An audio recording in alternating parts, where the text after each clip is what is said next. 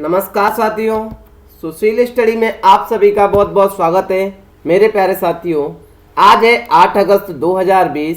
8 अगस्त 2020 से जितने भी इम्पोर्टेंट क्वेश्चन बनेंगे हम सारे क्वेश्चनों को अच्छे से डिस्कस करेंगे और परीक्षा के पॉइंट ऑफ व्यू से जो भी अतिरिक्त जानकारी बनेगी उसे भी हम भैया लिखेंगे भी, पढ़ेंगे भी। मुझे आशा है कि मेरे प्यारे साथियों के पास पेन और पेपर, इंडिया का और वर्ल्ड का मैप सामने होगा।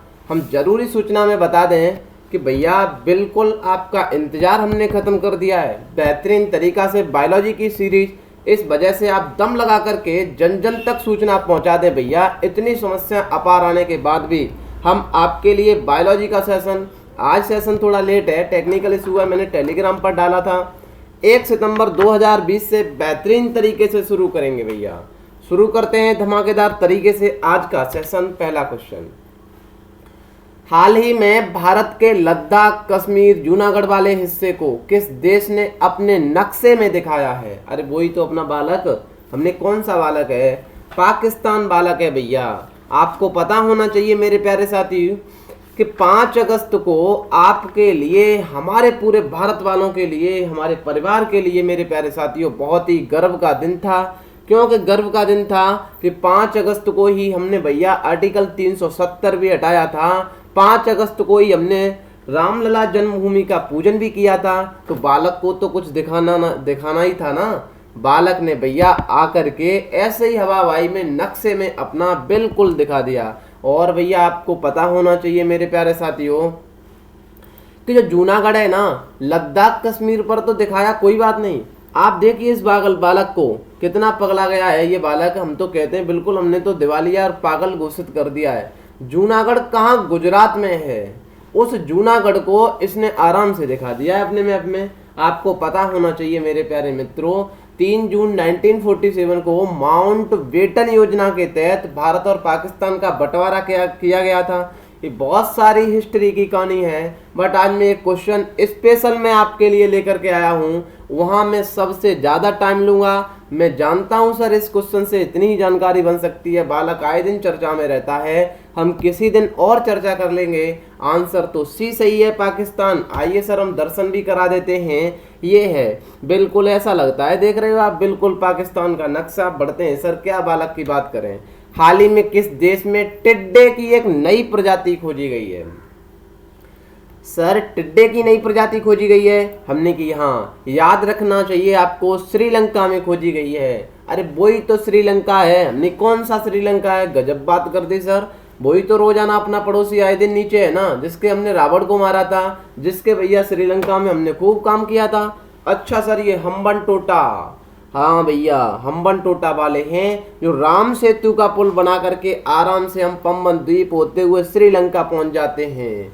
यहीं से तो होकर के बिल्कुल जो वाली चाइना की जो लाइन माला डाली थी ना, बिल्कुल हमने आए दिन श्रीलंका की बात की है। मेरे प्यारे साथियों, श्रीलंका की राजधानी आपको पता है, सारा कुछ पता है, आप कमेंट बॉक्स में लिखेंगे। बढ़ते हैं सर आगे। हाल ही में भारतीय रेलवे ने दक्षिण पश्चिम रेलवे जोन का सबसे लंबा पुल किस नदी पर बनाया है? जहां मुझे लगेगा आज वहां मैं बहुत ज़्यादा डिटेल में चर्चा करूंगा, क्योंकि मैंने आज स्पेशल में एक क्वेश्चन रखा है, वहां मैं आज आपको बेहतरीन जानकारी सिखाऊंगा। तो यहां से टाइम भी बचा करके हमें ले जाना है भैया। हाल ही में भारतीय रेलवे ने दक्षिण पश्चिम रेलवे जोन का सबसे लंबा पुल है, ध्यान रखना है मेरे प्यारे साथियों, भीमा नदी पर बनाया गया है। अरे सर भीमा नदी किसकी सहायक नदी है? सवाल बना, हमने की गजब बात कर दी आपने।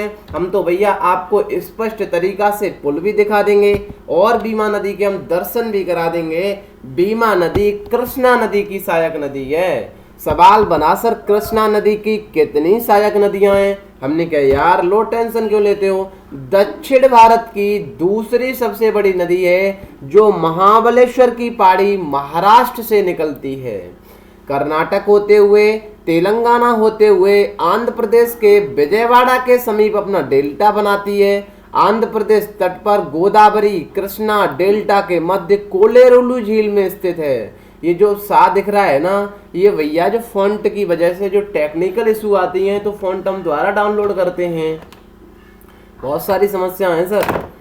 मेरे प्यारे साथियों कोई दिक्कत नहीं, ये है कृष्णा नदी। आइए सर हम मैप पर दिखाते हैं, शायद आप पहली बार ऐसे देखेंगे। भैया कृष्णा नदी, जैसा कि मैंने बताया, मैंने करेक्ट लोकेशन भी आपको बताई है कि ये महाराष्ट्र के महाबलेश्वर की पहाड़ी से निकली है सर। कर्नाटक है ये, आप जानते हैं, ये महाराष्ट्र है, ये कर्नाटक है सर। कर्नाटक होते हुए तेलंगाना ये है, देखो तेलंगाना और आंध्र प्रदेश की, ध्यान से समझे सर, तेलंगाना और आंध्र प्रदेश की सीमा बनाते हुए आराम से विजयवाड़ा के समीप अपना डेल्टा बनाती है। आइए सर हम बात करते हैं किस किस की सहायक नदियां हैं। इसकी कृष्णा की पंचन गंगा, दूध गंगा, दोनों बहनें मिलकर के आराम से कृष्णा नदी में मिल जाती हैं। और भैया इधर से आ रही थी घाट प्रभा नदी, भी किसकी सहायक नदी है? कृष्णा नदी की है। बहुत बार सवाल यहाँ से पूछे जाते हैं, हमारा तो परिवार ने कसम खा रखी है कि जहां से क्वेश्चन पूछे जाते हैं हम सबसे ज्यादा क्वेश्चन वहीं से करते हैं। तो आता है कृष्णा नदी की पंचगंगा, दूध गंगा, मालप्रभा, घाट प्रभा, तुंगभद्रा। तुंगभद्रा देखना सर, मैंने कितने बेहतरीन तरीके से आपके लिए लेकर के आया हूं।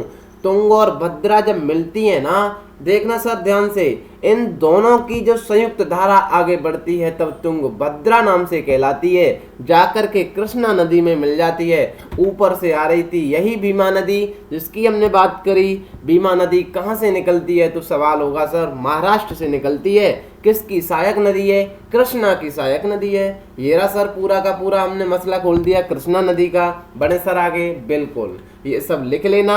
हमने पीडीएफ भी दे दिया है टेलीग्राम पर, बहुत सारी जानकारी लिख करके देते हैं। आइए सर इस सवाल की हम चर्चा बेहतरीन तरीका से करेंगे, बहुत ही डिटेल में करेंगे। सवाल आएगा, बहुत इंपॉर्टेंट सवाल है मेरे प्यारे साथियों, ध्यान से समझना भी है। पेन को हाथ में ले लें, लिख भी लेना है आपको, क्योंकि मैं सारी जानकारी बोलूंगा भी और सर लिखूंगा भी। जितना होगा मेरे से उतना मैं लिखूंगा भी। जैसा आप जानते हैं, जैसा भी सर पेन है मैं आपके लिए काम जरूर कर दूंगा। हमने कल ही बताया था कि जम्मू कश्मीर के जो उपराज्यपाल हैं उन्होंने इस्तीफा दे दिया है, और हाल ही में तुरंत एकदम इस्तीफा दिया है। तो हमने सोचा था, क्योंकि भैया जो गिरीश चंद्र मुर्मू है ना, ये बहुत ही अच्छे आईएएस अधिकारी हैं, ऐसे तो इस्तीफा दे नहीं सकते हैं, इनको बहुत बड़ा पद दिया जाएगा।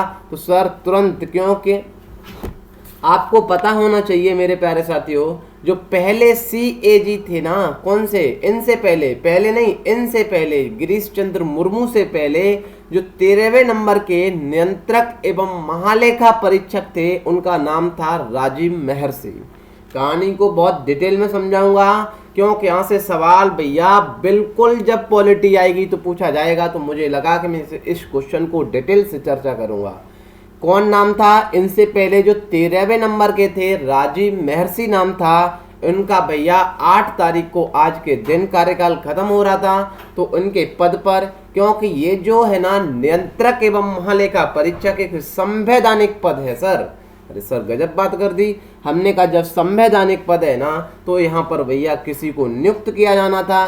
तो किसको नियुक्त किया गया? गिरीश चंद्र मुर्मू को। पूछा जा सकता है ये किस के पर पहले राज्यपाल थे, उपराज्यपाल थे? तो जम्मू कश्मीर आंसर होगा।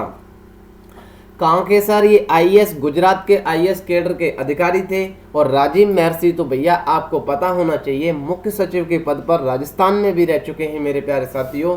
अब हम शुरू करते हैं सर, क्या होता है सीएजी? इसे हम भारत का नियंत्रक एवं महालेखा परीक्षक कहते हैं। क्या है सारी कहानी सर, डिटेल में चर्चा करते हैं बेहतरीन तरीके से। भैया पेन को उठा लें और लिखें आप ध्यान से। पहली बात तो सवाल बना, सर ये क्या संवैधानिक पद है? हमने की बिल्कुल संवैधानिक पद है। सवाल बना सर किस आर्टिकल में आता है? हमने कहा आर्टिकल 148 में, आर्टिकल 148 में ये स्पष्ट उल्लेख किया गया है कि भारत का एक नियंत्रक एवं महालेखा परीक्षक होगा। सर सवाल यहाँ से पूछा जाता है बहुत बार परीक्षा में कि ये जो सीएजी है ना, हम ध्यान से समझेंगे, फोकस करेंगे अपने कंसेप्ट पर भैया पूरा का पूरा। सी का मतलब क्या होता है आपको लिख लेना है, comptroller and auditor general of India होता है। सर मैं क्या इसे लिखूं? बिल्कुल लिख देंगे कॉम्प्ट्रोलर। अब जैसा भी मेरा पेन चलता है सर वहाँ टाइम लगेगा, इस वजह से मैं कह रहा हूँ आपसे कि आप ही लिख लें कॉम्प्ट्रोलर एंड ऑडिटर ये तो लिख लेंगे ना आप, and auditor general of India होता है। कैग की फुल फॉर्म कई बार एग्जाम में पूछी गई है मेरे प्यारे साथियों, controller and auditor general of India होता है। बिल्कुल सर, बेहतरीन तरीका से समझ में आया। हमने कहा बिल्कुल भैया एकदम तैयार हो जाएं। क्या सर ये जो कैग के पद पर किसे नियुक्त किया जा सकता है? क्या हम तैयारी कर रहे हैं, हम जा सकते हैं क्या? हमने कहा भैया आप बिल्कुल जा सकते हैं। क्यों जा सकते हैं? क्योंकि आप पहले आईएएस का एग्जाम निकालें। यहाँ पर भैया संविधान में बिल्कुल इसकी योग्यता के बारे में उल्लेख नहीं किया गया है। दोबारा सुने सर, एक एक पॉइंट को आपको लिखना है। इसकी संविधान में किसी भी योग्यता के बारे में, बट ये संसद ने स्पष्ट किया है कि सर यहाँ पर बिल्कुल एक आईएएस अधिकारी होंगे जो कैग के पद पर नियुक्त किए जाएंगे। अच्छी बात है सर। हमने कहा आर्टिकल 148 के तहत मेरे प्यारे साथियों, राष्ट्रपति किन की नियुक्ति करता है? सीएजी की नियुक्ति करता है, भारत के नियंत्रक एवं महालेखा परीक्षक की नियुक्ति करता है। सवाल बना सर किसके आधार पर करता है राष्ट्रपति नियुक्ति? हमने कहा मंत्री परिषद की सिफारिश के आधार पर। भैया राष्ट्रपति जो है, एक एक शब्द में बहुत बहुत सवाल बनते हैं सर। यहाँ से यदि हम सवाल करें ना, आज ये कंसेप्ट पूरा बताऊंगा मैं 15 मिनट में, बोलता चला जाऊंगा, आप लिख लेना, दोबारा सुन लेना, क्योंकि सर यहाँ से बहुत बार सवाल पूछे जाएंगे। राष्ट्रपति आर्टिकल 148 में भैया भारत का नियंत्रक एवं महालेखा परीक्षक की नियुक्ति करता है। किसके आधार पर करता है? मंत्रिपरिषद की सलाह पर करता है। सवाल आप पूछेंगे सर ये जो भारत का नियंत्रक एवं महालेखा परीक्षक है, ये तो हमारी बिल्कुल जांच पड़ताल के लिए हमने कितना पैसा किस चीज पर खर्च किया ना, उसी की तो जांच करेगा। हमने की बिल्कुल करेगा, ऐसे नहीं होता है। ये तो बिल्कुल ऐसे हो गया ना, हमने भैया पैसा खर्च किया, अब हम अपना हिसाब पूरा अपने माँ और पिताजी को देंगे ना, कि हमने माताजी 10,000 रुपये का फ़ोन खरीद लिया, हमने 2,000 रुपये के जूते पहन लिए, हमने 5,000 रुपये के कपड़े खरीद लिए। ये पूरा का पूरा हिसाब हम किसको देंगे? अपने माताजी और पिताजी को देंगे। भैया माताजी पिताजी को पूरा अधिकार भी है हमसे हिसाब मांगने का। तो भारत का जितना भी पैसा खर्च होता है, पैसा का हिसाब किताब, पैसा किस जगह पर खर्च हुआ, इसकी गहराई से जांच करने के लिए कौन सा पद नियुक्त किया गया है इंडिया में? भारत का नियंत्रक एवं महालेखा परीक्षक। हम एक बात बताएं सर आपको बेहतरीन तरीका से। आइए सर एक नया पेज ले लेते हैं। ये है सर गिरीश चंद्र मुर्मू। अब हम बेहतरीन तरीका से पढ़ते हैं। सर जो लोकतंत्र होता है ना अपना, बिल्कुल लोगों के द्वारा बनाया गया तंत्र है। देखिए अच्छा सर, ये जो लोकतंत्र है इसमें 4 संस्थाएं बहुत ही अहम रोल निभाती हैं। कौन कौन सा अहम रोल निभाती हैं? हमने कहा सबसे ज्यादा मजबूत तो हमारी न्यायपालिका होनी चाहिए। ऐसा नहीं सर मैंने अपराध किया है तो मेरे बदले आपको सजा मिलनी चाहिए। न्यायपालिका का बहुत बड़ा अहम रोल होना चाहिए। सवाल बना सर सबसे ज्यादा इससे भी चुनाव आयोग हमारा बहुत इंपॉर्टेंट होना चाहिए। लिख लेना सर, लोकतंत्र में 4 संस्थाएं बहुत अहम हैं, क्योंकि चुनाव आयोग के बारे में आप जानते हैं मेरे प्यारे साथियों, जब चुनाव आयोग निष्पक्ष निष्ठा से काम नहीं करेगा ना, तो सर ये जो हमारे जो बिल्कुल जो नेता चुन करके आते हैं सर, वो भ्रष्ट ही नेता होंगे। इससे ज़्यादा अहम भैया, क्योंकि ये पैसा तो हमारा है ना सर, हमारे किसानों भाइयों का है ना, ये गरीब लोगों का ही पैसा तो है। कौन सा मंत्री खेत में आकर के काम करता है? जरा हम बताएंगे, आप बताएंगे हमें? कोई नहीं करता है। आपने खेत में धान गाड़ा है, आपने खेत में गेहूं किया है भैया, आपने सारा काम किया है मेरे प्यारे साथियों, पैसा तो आपका है ना। ये आपका पैसा किस तरीका से खर्च करेंगे, आपका पैसा किस जगह पर सही लगाया जा रहा है, क्या फिजूल में लगाया जा रहा है, इसकी जांच करने के लिए बहुत ही निष्ठा प्रति भैया ये कैग का पद होना चाहिए, जिसे हम भारत का नियंत्रक एवं महालेखा परीक्षक कहते हैं। आज के सेशन में हम इसी की चर्चा करेंगे। और भैया तीसरा पद यूपीएससी होना चाहिए, जिसे जानते हैं 1926 में इसकी स्थापना की गई थी। आएंगे सर, इनके भी एक बुध चुने गए हैं। यूपीएससी भैया पेन मेरा चलता नहीं है, ये तो मैं पहले ही माफी मांग चुका हूँ। ये 4 संस्थाओं का अहम रोल होना चाहिए, क्योंकि भैया हमारे जो अधिकारी हैं वो कितने भैया सक्षम अधिकारी हैं। हमारे देश को चलाने के लिए। आप जानते हैं नेता लोग नहीं देश चलाते हैं सर, यूपीएससी वाले लोग, आईएएस अधिकारी ही लोग चलाते हैं। आइए सर हम आज चर्चा कर लेते हैं कैग के पद की बहुत ही बेहतरीन तरीका से, ठीक है सर। ये मैंने बताया आर्टिकल 148 के तहत। अब आप बताइए, मंत्रिपरिषद की सलाह पर राष्ट्रपति चुनाव करेगा किसका? भारत के नियंत्रक एवं महालेखा परीक्षक का। भैया मंत्रिपरिषद की सलाह पर करेगा और मंत्रियों के ही पैसा की खर्च की जांच करेगा, ये कहां का सवाल है? लॉजिक समझिए सर, मंत्रिपरिषद में जितने भी सांसद हैं यही तो पैसा खर्च करेंगे, इनके आधार पर राष्ट्रपति नियुक्त करेगा। सवाल को समझना है मेरे प्यारे साथियों, जब इनके आधार पर नियुक्त करेगा ना, फिर भैया इन्हीं की जांच करेगा। ऐसे कैसे रूल हो जाएगा? इसके लिए आपको पता होना चाहिए, बीजेपी के एक बहुत बड़े दिग्गज नेता हैं लाल कृष्ण आडवाणी ने एक सुझाव दिया था कि कैग के पद के लिए निष्ठापूर्वक काम करने के लिए कॉलेजियम पद्धति का उपयोग करना चाहिए। सवाल बना सर कॉलेजियम पद्धति क्या होती है? हमने कहा भैया इस कॉलेजियम पद्धति में ऐसे लोगों का भैया कमेटी बनाई जाए, वो कैग का निर्धारण करें। कैसे? जैसे प्रधानमंत्री हैं, लोकसभा अध्यक्ष हैं और सारे बड़े बड़े नेताओं की कमेटी बुला करके ये कैग के भारत के नियंत्रक महालेखा परीक्षक का मंत्रिपरिषद की सलाह पर नहीं, क्योंकि मंत्रिपरिषद के ही पैसे की जांच करेगा कैग और उन्हीं की सिफारिश पर भैया।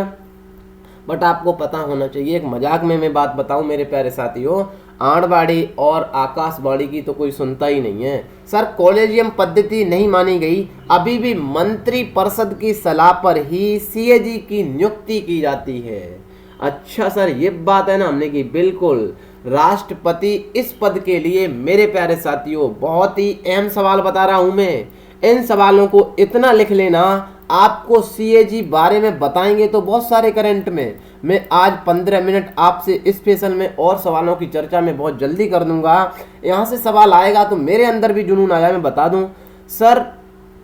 राष्ट्रपति के पद, राष्ट्रपति इस पद के लिए वारंट निकालता है सर, ध्यान से समझें सर ये क्या बात है। हमने कहा भैया यहाँ से सवाल पूछे जाते हैं, जो वारंट होता है ना सर, जो अधिपत्र होता है, जो अपॉइंटमेंट लेटर जिसे कहते हैं ना हम, ये राष्ट्रपति कुछ ही पद के लिए निकालता है। यहाँ से इतने अच्छे सवाल बन सकते हैं मेरे प्यारे साथियों कि यहाँ से घुमा घुमा करके सवाल पूछे जाते हैं, क्योंकि हमारे बहुत सारे साथी ना यूपी भैया जो आपके जहाँ पर दरोगा की वैकेंसी आती है ना यूपी में, यहाँ से ऐसे ही सवाल घुमा करके पूछे जाते हैं। किन किन की करता है सवाल बना हमने कि हाँ ये सवाल सही है ना, हम बताते हैं सर। ये जो वारंट है ना, जिसे हम अधिपत्र कहते हैं, जिसे हम अपॉइंटमेंट लेटर कहते हैं, राष्ट्रपति ऐसा नहीं है सर सबके लिए निकाल दे। राष्ट्रपति सुप्रीम कोर्ट और हाई कोर्ट के न्यायाधीशों के लिए निकालता है, और गवर्नर के लिए सर सुप्रीम कोर्ट, और सर ये गवर्नर के लिए, और मेरे प्यारे साथियों ये तीसरा जो पद है ना सीएजी के लिए क्या जारी करता है? वारंट जारी करता है, जिसे हम अधिपत्र भी कहते हैं, जिसे हम अपॉइंटमेंट लेटर भी कहते हैं। कितने सवाल डिस्कस किए आपने? भारत के संविधान में भैया मेरे प्यारे साथियों इसकी योग्यता के बारे में कोई उल्लेख नहीं है। आर्टिकल 148 के तहत राष्ट्रपति नियुक्ति करता है। अच्छा सर राष्ट्रपति क्या नया मतलब किसकी सिफारिश पर? मंत्रिपरिषद की सिफारिश पर। मैं रटा दूंगा आपको आज के बाद, कैग आप भूल नहीं सकते हैं। कैग की फुल फॉर्म आपको पता होना चाहिए, comptroller and auditor general of India है सर मंत्रिपरिषद की। इसके लिए कॉलेजियम व्यवस्था की किसने बात की थी? लाल कृष्ण आडवाणी ने की थी। राष्ट्रपति इसके लिए जो वारंट जारी करता है किन किन के लिए करता है? सुप्रीम कोर्ट, हाई कोर्ट के, और गवर्नर के लिए, और कैग के लिए। सवाल बना सर इसको शपथ कौन दिलाता है? हमने की एक एक बात हम बिल्कुल डिस्कस से बताएंगे भैया, सिस्टेमेटिक तरीका से। आप शपथ डालिए और लिख लीजिए, राष्ट्रपति भैया सीएजी को राष्ट्रपति शपथ दिलाते हैं अनुसूची 3 के तहत संविधान के प्रति निष्ठा रखने के लिए। अनुसूची 3 के तहत, शेड्यूल नंबर 3 के तहत भैया आपको पता होना चाहिए मेरे प्यारे साथियों। आर्टिकल शेड्यूल नंबर 3 में शपथ की बात की गई है, तो भैया राष्ट्रपति शेड्यूल नंबर 3 के तहत राष्ट्रपति सीएजी को शपथ दिलाते हैं। सवाल बना सर इनका कार्यकाल कितना होता है? मैं एक एक सवाल लिख करके लाया हूं आपके लिए सर, बिल्कुल बेहतरीन तरीका से आपको बताऊंगा। कार्यकाल हमने कहा संविधान में कुछ भी इनके कार्यकाल के बारे में नहीं लिखा है, बट संसद ने ये किया है भैया काम। संसद ने बताया है कि 6 ईयर तो इनका कार्यकाल होगा। या 65 ईयर होगा। अब सवाल बना, मेरे कई प्यारे साथियों को समझ में नहीं आया कि सर कौन सी बात जमी, हमारे तो समझ में ही नहीं आया। हमने कहा भैया गिरीश चंद्र मुर्मू की यदि एज अभी 62 साल है ना, तो इनका कार्यकाल सिर्फ 3 साल का होगा, सरल भाषा में, क्योंकि ये 65 साल पर रिटायर हो जाएंगे। यदि गिरीश चंद्र मुर्मू का भैया आराम से वो 59 ईयर के हैं ना, तो आराम से 6 साल काम कर सकते हैं। मैंने सिंपल भाषा में समझाया है, मुझे विश्वास है कि आपको भी समझ में अच्छे से आया होगा। जो भैया बिल्कुल किया गया है संविधान में, जो आपने पढ़ा है ना, CAG एक्ट आया था 1971 में, लिखा है इसमें इनके कार्यकाल के बारे में। इनको हटाने की विधि क्या है सर, क्या इनको हटाया जा सकता है CAG को? हमने गजब बात कर दी आपने। जब कोई भैया नियुक्त किया जा सकता है ना, तो हटाया भी तो जा सकता है सर। हमने कि हाँ बिल्कुल हटाया जा सकता है सर। कैसे हटाया जा सकता है? इतना बड़ा पद है मेरे प्यारे साथियों, बहुत सवाल हैं सर, पूरे सवाल में बताऊंगा क्योंकि आपको बहुत इंटरेस्ट आ रहा होगा। हटाने की क्या विधि है, तो आप डालेंगे सर नोट में, हटाने की विधि। हटाने की सर, CAG को उसी तरीका से हटाया जा सकता है जैसे सुप्रीम कोर्ट के न्यायाधीश को हटाया जा सकता है। सवाल बना मेरे कई प्यारे साथियों के माइंड में, आपके माइंड में जो सवाल बनते हैं ना, मेरे सारे सवाल लेकर के आता हूं कि सर संविधान के सुप्रीम कोर्ट के न्यायाधीश को कैसे हटाया जा सकता है। हमने कहा भैया जब हम सुप्रीम कोर्ट पढ़ाएंगे तब बताएंगे, फिर भी हम थोड़ी थोड़ी चर्चा कर ही देते हैं। बट आपको ये याद रखना चाहिए कि CAG का पद जो नियुक्त किया जाता है सर, इसको हटाने का काम भी भैया बिल्कुल सुप्रीम कोर्ट के न्यायाधीश की तरीका से किया जाता है। आर्टिकल 124 के 4 में स्पष्ट उल्लेख है कि सुप्रीम कोर्ट के न्यायाधीश और CAG को कैसे पद से हटाया जा सकता है। भैया हम इसका हटाने का प्रस्ताव किसी भी हाउस में ला सकते हैं। कैसे हटाया जा सकता है सुप्रीम कोर्ट को भैया, सुप्रीम कोर्ट के न्यायाधीश को? इनको हटाने का प्रस्ताव हम लोकसभा में भी ला सकते हैं या हम राज्यसभा में भी ला सकते हैं। लोकसभा में 100 से पास कराना है, राज्यसभा में 50 से पास कराना है। प्रस्ताव 2 आधार पर लाया जाता है, मैं बता ही देता हूं सर कितने आधार पर। हमने कहा कोई आरोप लगाया गया हो इनके ऊपर, और सर दूसरा है कि ये शारीरिक एवं मानसिक रूप से काम करने के लिए सक्षम नहीं है, तो इन पर लाया जा सकता है। कहां पर? 2 हाउस में, लोकसभा में भी और राज्यसभा में भी। ठीक है सर। सवाल बना सर इनके वेतन क्या हैं, क्या इनको वेतन भी मिलता है? हमने कहा भैया जब कोई काम करेगा ना तो वेतन भी मिलेगा। संसद के द्वारा निर्धारित किया जाएगा कि इनको कितना वेतन दिया जाए। CAG को संचित निधि से वेतन दिया जाता है, पैसा मिलता है मेरे प्यारे साथियों। हमने कितनी चर्चा की, एक बार हम फिर रिकॉल कर देते हैं आपको मेरे प्यारे साथियों। आर्टिकल 148 के तहत स्पष्ट उल्लेख है कि CAG को भैया आराम से राष्ट्रपति मंत्रिपरिषद की सिफारिश पर नियुक्त करेगा। ठीक है सर। कॉलेजियम व्यवस्था लाल कृष्ण आडवाणी ने की, क्योंकि जिसी पद पर भैया जिसकी जांच करेगा उन्हीं की सिफारिश पर काम करें, ऐसा नहीं है। राष्ट्रपति वारंट जारी करता है सर, अधिपत्र जारी करते हैं कैग के लिए। ठीक है सर। इनको शपथ भी भैया राष्ट्रपति ही दिलाते हैं। शेड्यूल नंबर 3 के तहत 6 ईयर या 65 ईयर इनका कार्यकाल है। और CAG एक्ट 1971 याद भी रख लेना है आपको। आर्टिकल 124 के 4 के तहत, आर्टिकल 124(4) याद रख लेना चाहिए। कहते हैं सर बहुत सारे क्वेश्चन करते हैं मेरे प्यारे साथी कि सर आर्टिकल कौन से पूछे जाते हैं। हमने कहा भैया जो चर्चा में है वो ही याद करने हैं, सारे नहीं। आर्टिकल 124(4), आर्टिकल 148, 149, 150, 151, सारी बात बताएंगे हम, ये सब याद करने हैं आपको मेरे प्यारे साथियों। ये सारी बात बताई। आर्टिकल 124 के अनुसार 2 बार प्रस्ताव, 2 तरीका से प्रस्ताव लाया जा सकता है, या भैया लोकसभा में या राज्यसभा में। ठीक है सर। इनको भैया पैसा संचित निधि से दिया जाता है। अब भैया सवाल बहुत ही बिल्कुल बेहतरीन तरीका से जिस सवाल पर हम आना चाहते थे कि इनका कार्य क्या है, ध्यान से सुने सर, ये बहुत महत्वपूर्ण सवाल है क्योंकि हम इसी बात पर आ रहे। उससे पहले हमने सारी बात आपको बताई मेरे प्यारे साथियों। मैं जानता हूं आपको बहुत सारा मैंने टाइम इस क्वेश्चन में लिया है, कई साथियों को दिक्कत हो सकती है क्योंकि उन्हें CAG के बारे में पहले से पता होगा। CAG के कार्य क्या हैं, बहुत ही महत्वपूर्ण सवाल है सर। सर बहुत इंपॉर्टेंट सवाल मैं इतने अच्छे से बता रहा हूं कि शायद आपने ऐसा नहीं पढ़ा हो। सीएजी के कार्य, ये सारी जानकारी मैं आपके लिए खंगाल खंगाल करके लेकर आया हूं बहुत मेहनत करने के बाद। भैया सीएजी के कार्य आर्टिकल 149 में स्पष्ट उल्लेख किया गया है, ध्यान रखना है। नियुक्ति आर्टिकल 148 में, सीएजी के कार्य आर्टिकल 149 में स्पष्ट उल्लेख किया गया है। सीएजी दो तरीका से काम करेगा। बहुत महत्वपूर्ण सवाल है सर। एक तो होती है सर अकाउंटिंग और एक होती है ऑडिटिंग। मेरा पेन तो चलता नहीं है, मैं कर्सर से काम करता हूं, आपको पता है पहले दिन से। एक होता है सर ऑडिटिंग। सवाल बना कई प्यारे साथियों के, अब तो होश उड़ गए सर। अभी तक तो आपने समझाया था कि ये काम है। मैंने कहा भैया ये अकाउंटिंग जो है ना, ध्यान से समझना है, यही बहुत महत्वपूर्ण चीज है मेरे प्यारे साथियों। ये समझ में आ गई तो सारा सीएजी आपके समझ में आ जाएगा। इंपॉर्टेंट बहुत ज्यादा है, सवाल यहाँ से बनेंगे। दो टर्म होते हैं अकाउंटिंग और ऑडिटिंग। सवाल बना सर अकाउंटिंग, हमने कहा आप जानते नहीं है सर, लेखांकन कहते हैं, जिसे लेखांकन कहते हैं। हमने कहा बिल्कुल कहते हैं लेखांकन। सर ऐसे होता है बिल्कुल जैसे मैंने अभी आपको एक उदाहरण के तहत बताया था, अब फिर भी बता देता हूं। मैंने 20,000 रुपए लिए सर अपने पिताजी से। 20,000 रुपए लेने के बाद मैं आराम से मार्केट गया। आने के बाद मैंने 20,000 रुपए का हिसाब अपने माताजी को, पिताजी को, जिसको भी आराम से बता दिया कि पिताजी सुनो ना, मैंने 10,000 का तो फ़ोन खरीद लिया आराम से, मैंने 5,000 के कपड़े खरीद लिए, मैंने 2,000 की पार्टी कर ली। ऐसे पूरा हिसाब किताब हमने अपने पिताजी को, माताजी को दिया है।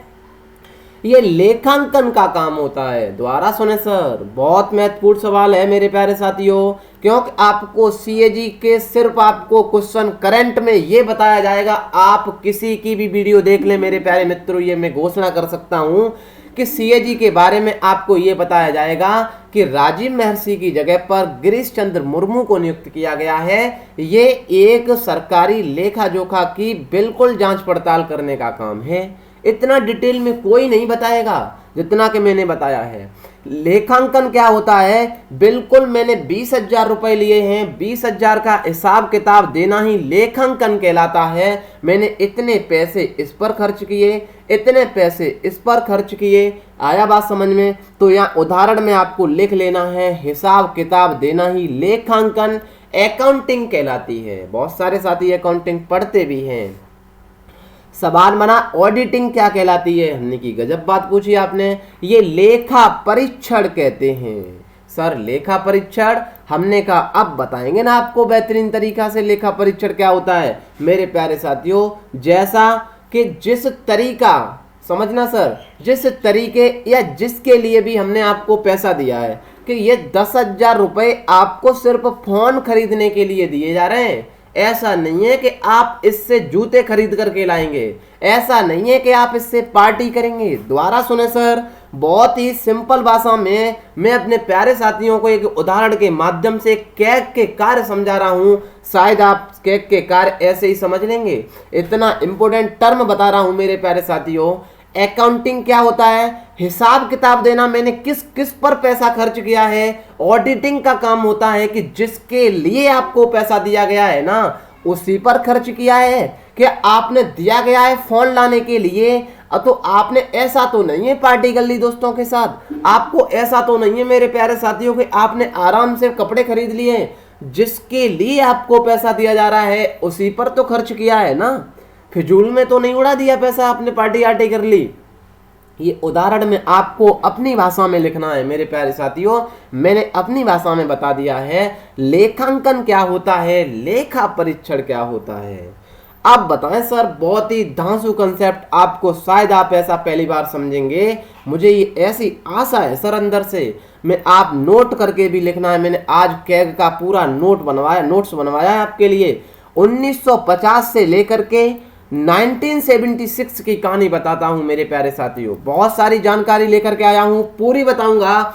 1950 से लेकर के 1976 की कहानी है मेरे प्यारे मित्रों। यहां पर अकाउंटिंग, ध्यान से समझना, अकाउंटिंग और ऑडिटिंग का कार्य भैया मेरे प्यारे मित्रों द्वारा सुने 1950 से लेकर के 1976 तक अकाउंटिंग और ऑडिटिंग का कार्य, ये दोनों कार्य सीएजी करता था। अरे सर क्या बात कर दी आपने, हमने की हाँ, ध्यान से सुने सर। जैसे लेखांकन का कार्य और लेखा परीक्षण का कार्य, अकाउंटिंग मतलब कितना हिसाब किताब है, किस चीज के लिए पैसा दिया गया उसी पर खर्च किया गया है। 1950 से लेकर के 1976 तक मेरे प्यारे साथियों यही सीएजी इसकी जांच पड़ताल करता था। अब क्या हुआ सर, हमने की बताते हैं ना अब हुआ क्या। 1976 से, और ये भी पता होना चाहिए मेरे प्यारे साथियों, जो सीएजी है ना ये पूरा इंडिया का एक होता है, ऐसा नहीं राज्य का अलग होगा और उसका अलग होगा। बट ये कहानी क्या है वो भी मैं आपको स्पष्ट कर ही देता हूँ सर, जब इतनी चर्चा कर ही दी है मैंने आपके लिए तो ध्यान से समझे सर, थोड़ा पेशेंस आपको रखना पड़ेगा। 1976 से अब भैया ऑडिटिंग का कार्य इनसे छीन लिया गया है। ध्यान से समझे सर, बिल्कुल मेरे प्यारे साथियों आपको ये बात समझनी होगी, बिल्कुल स्पष्ट तरीके से समझनी होगी। 1976 से भैया सीएजी से ऑडिटिंग का कार्य छीन लिया गया तो राज्य सरकार ने हाथ खड़े कर दिए। राज्य सरकार कहने लगी कि हमारे पास इतना इंफ्रास्ट्रक्चर नहीं है, हमारे पास इतना पैसा नहीं है कि हम अकाउंटिंग का अलग कोई रखें और ऑडिटिंग का कोई अलग रखें। ध्यान से समझे सर, सवाल बहुत महत्वपूर्ण पूछा जाता है मेरे प्यारे साथियों। 1950 से 1976 तक तो दोनों कार्य कौन करता था, सीएजी करता था। बट 1976 से भैया जब ये कार्य छीना गया ना तो राज्य सरकारें ध्यान से उन्होंने हाथ खड़े कर दिए कि हमारे पास ये सिस्टम नहीं है कि हम दोनों कार्य करा सकें। तो आपको ये भी पता होना चाहिए कि 1950 से, अपनी भाषा में लिखना है, सीएजी राज्य सरकार में अकाउंटिंग और ऑडिटिंग का कार्य अभी भी करता है। दोबारा सुने सर, दोबारा सुने, 1950 से लेकर के अकाउंटिंग और ऑडिटिंग का कार्य राज्य सरकार में अभी भी सीएजी दोनों कार्य करता है, बट केंद्र सरकार में नहीं करता है। सवाल बना सर, फिर केंद्र सरकार में अकाउंटिंग का कार्य कौन करता है? हमने कि हम बताएंगे, अभी थोड़ा और रुको, थोड़ा भैया बताएंगे, ये जानकारी कोई नहीं देगा आपको, ये भी गारंटी है सर इसकी। दोबारा सुन लें सर, वीडियो को एक बार फिर रिकॉल कर लें, बिल्कुल रिकॉर्ड हो चुका है। अकाउंटिंग और ऑडिटिंग ऐसा कैसे हो जाएगा भैया, आप बताना। आप ही मुझसे पूछे सर इतना पैसा कैसे खर्च किया है, समझे, और मुझसे ही पूछे सर ये, तो मैं अपनी तारीफ तो आराम से कर दूंगा भैया। ये काम मतलब जो पैसा खर्च कर रहा है ना, आपने पैसा खर्च किया है, 10,000 का फोन लेकर के आए 10,000, और हम आपसे ही आपकी जांच करवाएं, ऐसा नहीं हो सकता है सर, बिल्कुल नहीं हो सकता है। देखना ध्यान से, आप पैसा खर्च कर रहे हैं, आप अपनी जांच करने लगेंगे, ये दोनों काम नहीं हो सकते हैं। 1976 में भैया इसका बहुत बड़ा वो किया गया था, तो इसकी वजह से ये कार्य इनसे छीना गया था। किससे? भारत के नियंत्रक एवं महालेखा परीक्षक से। तो राज्य सरकार एकदम खड़ी हो गई कि हमारे पास इतना पैसा नहीं है कि हम अकाउंटिंग और ऑडिटिंग के अलग अलग लोगों को रख पाएंगे, तो हमारे भैया हम इतना इंफ्रास्ट्रक्चर नहीं, हम नहीं कर पाएंगे। तो 1950 से अभी तक राज्य सरकार में ऑडिटिंग और अकाउंटिंग का काम कौन करता है? सीएजी करता है। अरे सर ये इतना धांसू कॉन्सेप्ट कहां से लेकर के आए? हमने कहा भैया सारा का सारा गूगल महाराज से लेकर के आए। जिंदाबाद गूगल महाराज, भैया आपको पता होना चाहिए सुंदर पिचाई महाराज को। ये सर बिल्कुल खंगाल खंगाल करके आपका प्यार मिलता है ना, इस वजह से। अब तो भैया सवाल बहुत ही धांसू बना भैया। सीएजी का दूसरा क्या कार्यकाल होता है मैं आपको ये भी बता देता हूं मेरे प्यारे साथियों। आर्टिकल 150 के तहत लेखा का प्रारूप मतलब अकाउंटिंग का कार्य, समझे ध्यान से, जो लेखा कार्य होता है बिल्कुल आर्टिकल 150 के तहत कौन करता है? सीएजी करता है। और मेरे प्यारे साथियों ध्यान से समझे, मैं अभी बताऊंगा अकाउंटिंग का कार्य। अकाउंटिंग का कार्य ये नहीं है कि ये वाला अकाउंटिंग का कार्य, मेरे प्यारे साथियों आर्टिकल 150 के तहत और आर्टिकल 151 के तहत ये पूरी की पूरी रिपोर्ट जब बना लेता है ना, कौन? सीएजी बना लेता है। कि सीएजी ने पूरी रिपोर्ट बनाई कि किस संस्था ने इस पर कैसा पैसा बिल्कुल सही खर्च किया है, कि भैया बिल्कुल गलत खर्च किया है। जब ये रिपोर्ट बन जाती है तो आर्टिकल 151 के तहत ये सीएजी अपनी रिपोर्ट राष्ट्रपति को सौंप देते हैं। राष्ट्रपति इस रिपोर्ट को ले जा करके संसद में रख देते हैं। संसद में एक होती है वित्तीय समिति, आपको पता होना चाहिए पीएसी के बारे में मेरे प्यारे साथियों। पब्लिक अकाउंट कमेटी जो होती है, जिसे हम लोक लेखा समिति कहते हैं। लोक लेखा समिति में 22 सदस्य होते हैं। 22 सदस्य में 15 लोकसभा से होते हैं, 7 राज्यसभा से होते हैं। जब ये जांच करते हैं सर, जब इनके कोई भी ऐसा शब्द आ जाता है, टेक्निकल शब्द वो समझ में नहीं आता है, तो ये जो पीएसी कमेटी होती है, जो लोक लेखा पब्लिक अकाउंट कमेटी होती है संसद में, भैया वो आराम से कैग को अपने पास बुला सकती हैं कि ये बात समझ में नहीं आई। इन दोनों के पीएसी और कैग के बीच बहुत ही सामंजस्य स्थापित होता है, बहुत ही प्यार मोहब्बत का रिश्ता चलता है मेरे प्यारे साथियों। स्पष्ट भाषा में ये था। हम बताएं आपको जो अकाउंटिंग का कार्य दिया गया है केंद्र सरकार का, वो सीजीए को दिया गया है। ध्यान रखना, बहुत महत्वपूर्ण सवाल बता रहा हूं मैं आपको, शायद आप पहली बार सुन रहे हो। CGA controller general of the account को दिया गया है सर। सीजीए को दिया गया है किसका कार्य? अकाउंटिंग का कार्य। ये भारत सरकार की अकाउंटिंग करता है मेरे प्यारे साथियों। सवाल बना सर, अब बहुत सारे छोटे छोटे सवाल हैं। पहले सीएजी कौन है, ये सब पूरा का पूरा डाटा समझ में आया हो तो भैया कमेंट तो बनते हैं ना मेरे प्यारे साथियों। नरहरि राव थे, पहले सीएजी भी पूछे जा सकते हैं। नरहरि राव थे। ये जो राजीव महर्षि थे वो 13वें नंबर के थे। गिरीश चंद्र मुर्मू कितने नंबर के थे मेरे प्यारे साथियों? गिरीश चंद्र मुर्मू 14वें नंबर के हैं। ये पूरी की पूरी जानकारी में आपको भैया बिल्कुल बेहतरीन तरीके से समझाई। हाल ही में किस राज्य सरकार ने परिवार पहचान पत्र पीपीपी योजना शुरू की है? हरियाणा ने की है। अरे सर वही तो हरियाणा है, आए दिन चर्चा करते हैं सर, एक बार फिर चर्चा कर लेंगे। हरियाणा की सीमा पंजाब से, राजस्थान से, उत्तर प्रदेश से, इधर सर उत्तराखंड वो जिससे हिमाचल प्रदेश से लगती है। बड़े सर आगे, भारतीय रिजर्व बैंक ने किस योजना के तहत बिना इंटरनेट के 200 रुपए, बिना इंटरनेट के आरबीआई ने ऐसा शुरू कर दिया है कि आप आराम से 200 रुपए का ट्रांजैक्शन कर सकते हैं। कौन सी योजना? पायलट योजना के तहत, याद रख लेना चाहिए।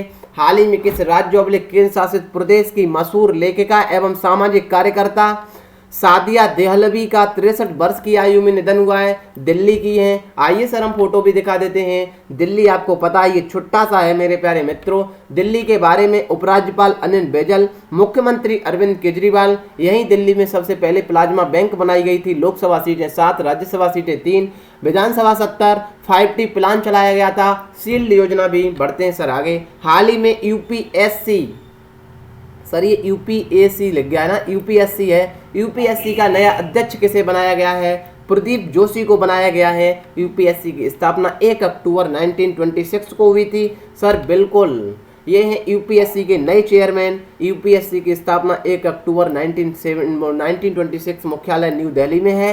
हाल ही में SFTS वायरस किस देश में पाया गया है? अरे भैया चाइना है वही वायरस बहुत ज़्यादा निकालता है। फुल फॉर्म मैंने लिख दी है, वायरस भी मैं आपको दिखा देता हूँ।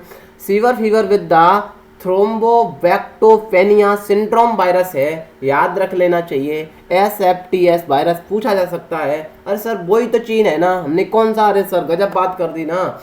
इसके बारे में तो हम आए दिन बहुत चर्चा करते हैं, इसके बारे में तो कोई बताने की शायद ज़रूरत नहीं है। आपको बहुत महत्वपूर्ण सवाल बता दूं, आपको पता होना चाहिए जो लॉन्ग मार्च 5 है ना, जिस रॉकेट से हमने 93 फर्स्ट भेजा था, ये याद रख लेना चाहिए।